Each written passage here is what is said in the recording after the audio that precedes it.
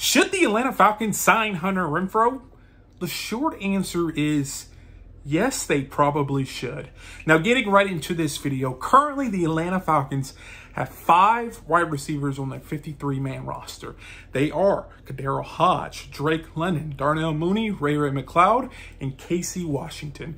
Now, a lot of people are saying, hey, they may need to get an additional player for that wide receiver depth, especially for a team that runs pretty much 11 personnel. Now, for those who don't know, that's essentially 1 tight end, 1 running back, and 3 receivers. And that people will anticipate that Atlanta Falcons will be in this formation 90% of the time.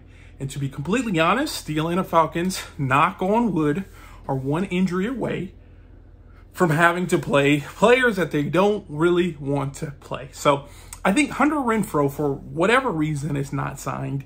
And he's actually a better player than a lot of people anticipate and are giving him credit to be. Now, I know last year he was down in regards to statistics. I think he was around that 250 yards catching.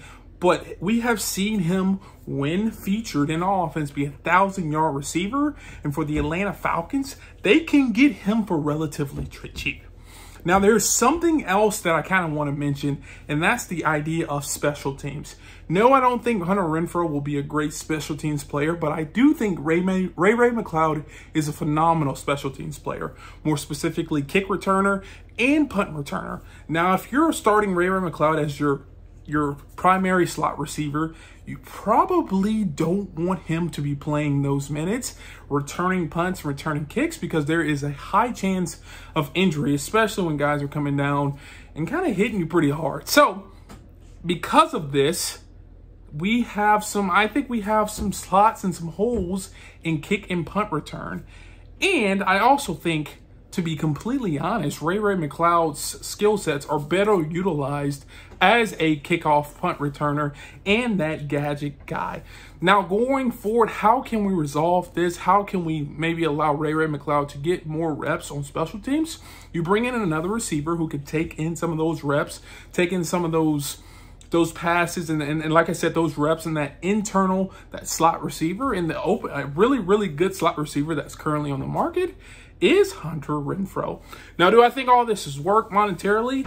I do, actually. The Atlanta Falcons somehow cleared some space, especially with the signing of their the cornerback, A.J. Terrell. And I think that they can offer Hunter Renfrow a veteran minimum for him to sign with the Atlanta Falcons. I think this is a low risk, high reward, and it gives you an additional player to add depth to that wide receiver position. Can you imagine this?